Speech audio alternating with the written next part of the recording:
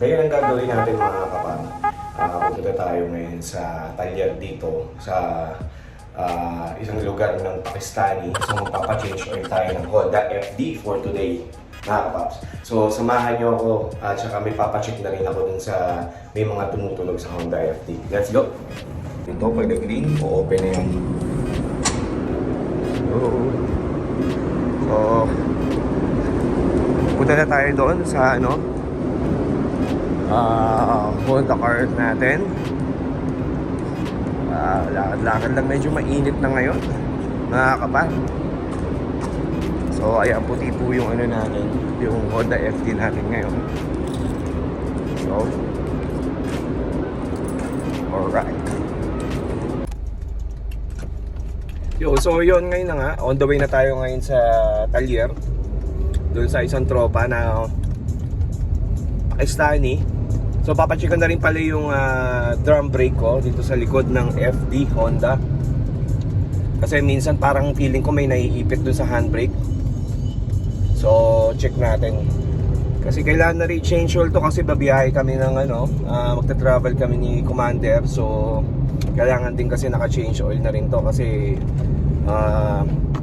10,000 kilometers lagi yung pinapa-change oil ko every 10,000 kilometers. So actually may 1,000 pa pero ipapa-change oil ko na para mas maganda, para at least alaga yung yung makina talaga. Yung makina at least na-maintain natin, di ba? Kasi ganyan lang yan, kailangan lagi mo lang alagaan ng change oil para yung makina tumagal. Di ba? So, ayun, papunta na tayo ngayon sa talyer. So, wala masyadong traffic ngayon mga kapar. Ito yung road na to na kung saan papunta tayo ngayon sa pinagpapagawaan ko. Tsaka buti na lang meron tayong Pakistani na tropa na kung sumingil mura lang.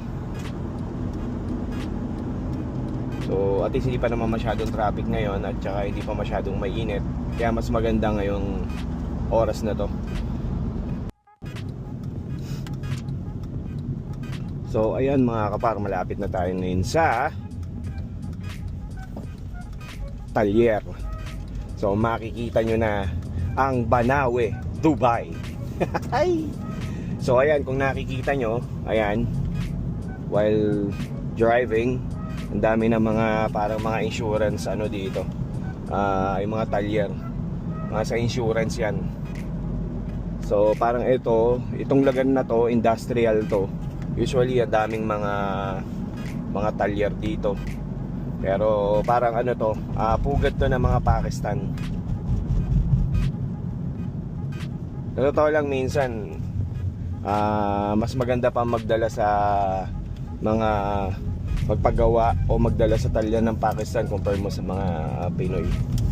Kasi Pinoy, grabe, reprice, grabe. Halos times 4 ng presyo pag nagpagawa ka. So dito, mag-minor na tayo dito, malapit-lapit na, nakikita nyo, ang dami mga truck. Sana may parking. Sheesh, parang walang parking Ito na.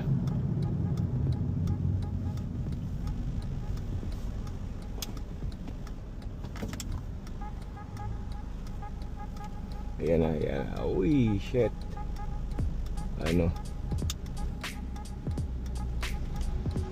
Dami.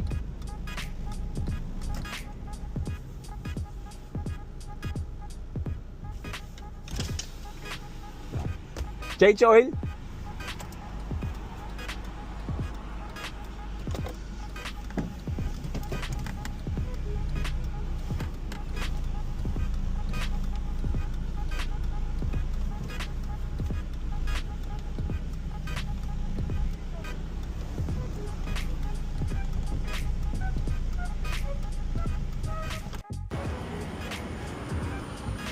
So ayan na, change oil na.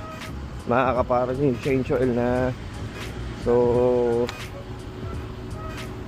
tingnan natin. Linis pa naman.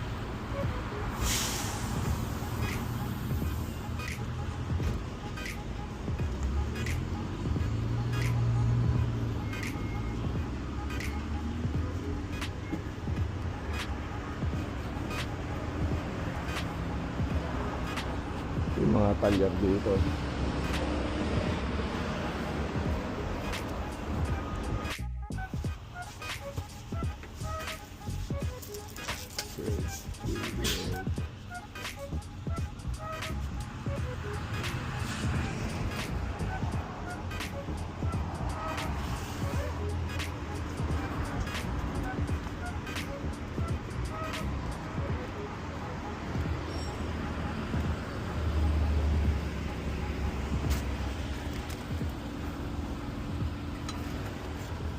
Tingnan ko yung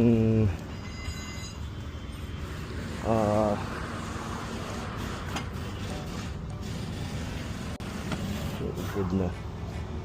Di pa naman. Uwi na tayo, nagugutom na ako. Let's go! So driving tayo ngayon mga kapar. Siguro mga dito sa KFC, malapit lang naman to sa amin. Siguro from KFC dito sa place namin, ano lang, 5 minutes lang. 5 minutes lang. So makakarating na tayo dun sa bahay. Traffic na naman. Damn. Ayun, daming talyar dito. Ang init na ngayon, grabe. Sheesh. Sobrang init na, summer.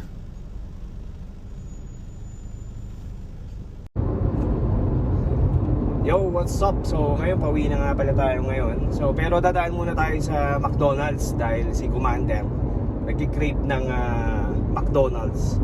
So pipila natin siya ngayon ng McDonald's dahil natutulog pa siya eh. So alam niyo naman, ang mga mahal niyo sa buhay dapat ini-spoil niyo. Pagkagising kailangan may pagkain na, di ba? Para mahalin kayo ng todo. Init na ngayon dito, motherfucker. Dito sa Dubai, shit. Init. Ramdam ko na yung summer. So guys, nandito na nga tayo sa KFC. Bali, umorder na ako. So waiting lang.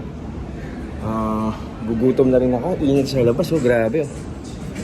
So hintayin ko lang yung KFC and then uwi na tayo. So magla-lunch na tayo.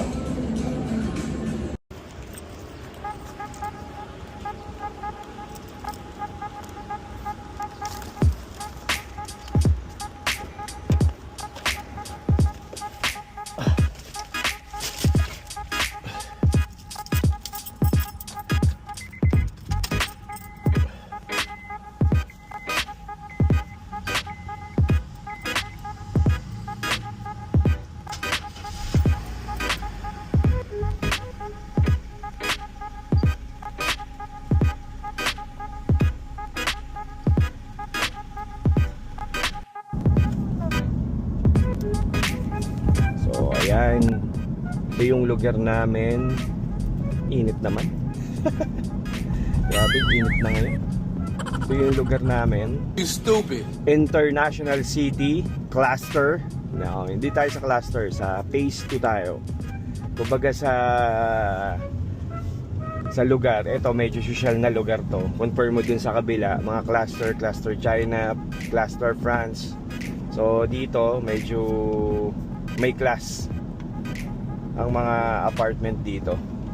Tsaka mostly lahat ng building dito meron kang sariling parking. Compared dun sa kabila, walang parking. Konti lang yung building na merong parking doon.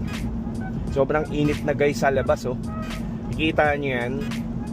Oh, pag lumabas ka dyan, sunog ka, pwede ka na magprito ng itlog. Sobrang init. Kaya mas maganda pag summer kami dito sa Dubai. Stay lang kami dito sa bahay mga kapar. Tapos lumalabas lang kami gabi.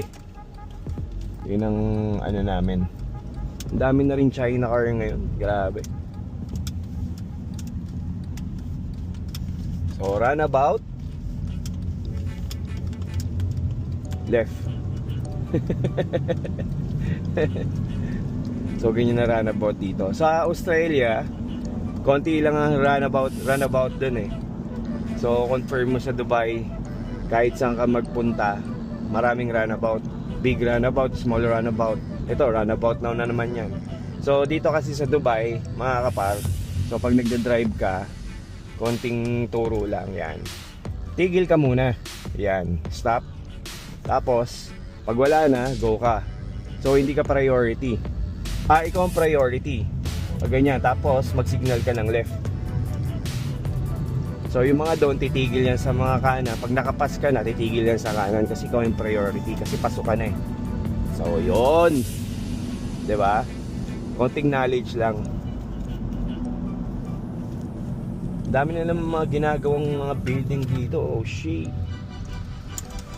Another day, another traffic na naman, mga kapat. Grabing init na.